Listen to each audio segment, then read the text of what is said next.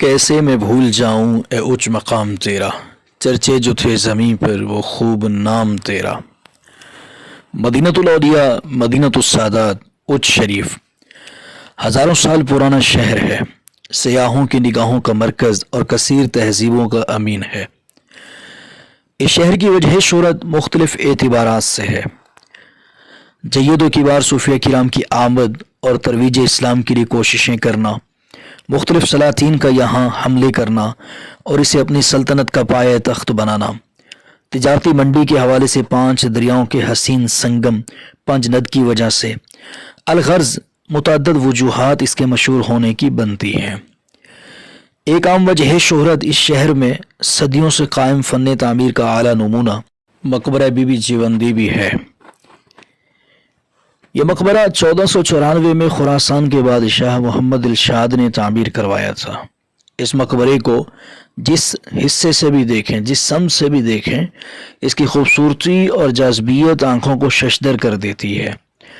بقول ذکی کاکوروی، اہل دل نے کیے تعمیر حقیقت کے ستون، اہل دل نے کیے تعمیر حقیقت کے ستون، اہل دنیا کو روایات پہ رونا آیا۔ اور شریف کے مضافات اور درختوں کے جھنڈ سے اسے دیکھا جائے تو دل کو سکون ملتا ہے اور صدائے آفرین بیک وقت بلند ہوتی ہے۔ پختہ اینٹوں سے تعمیر شدہ یہ مقبرہ اپنے دور کے جدید ترین اصولوں کے مطابق تعمیر کیا گیا ہے۔ بلا شبہ یہ مقبرہ حسن و قدامت اور کشش میں اپنی مثال آپ ہے۔ یہ مقبرہ دور سے بظاہر فن تعمیر کا بہترین شاہکار اور صنعت کی معراج نظر آتا ہے، مگر افسوس کی بات ہے کہ 1817 میں آنے والے سیلاب کی بدولت یہ مقبرہ اپنا آدھا حصہ کھو بیٹھا۔ یہ تو خدا کا شکر ہے کہ ایک بلند ٹیلے پر ہونے کی وجہ سے اس کا باقی حصہ موجود ہے، جس سے ہمیں اس شریف کی قدامت اور فن تعمیر میں عروج کی دلیل ملتی ہے۔ خدا نخواستہ اگر یہ زمین پر ہوتا تو آج اس کا نام تک نہ ہوتا۔ اس بات میں کوئی شک نہیں کہ اس دور کے معماروں نے اس عمارت میں اپنا مکمل فن استعمال کر دیا تھا۔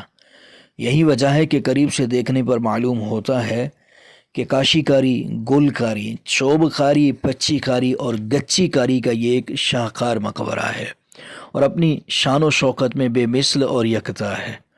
مگر یہ بات بھی مسلم ہے کہ مرور زمانہ کے ناپائیدار ہاتھوں سے کسی بھی چیز کو فنا ممکن ہے۔ بقول فضلی، تعمیر نو قضاء و قدر کی نظر میں ہے، تعمیر نو قضاء و قدر کی نظر میں ہے، آج ایک زلزلہ سب بام و در میں ہے۔ یقیناً اس عظیم الشان مقبرے نے بے شمار اولیاء کرام کو دیکھا ہوگا اور دیکھنے والوں نے اس کی شوکت اور عظمت کو بھی خوب دیکھا ہوگا۔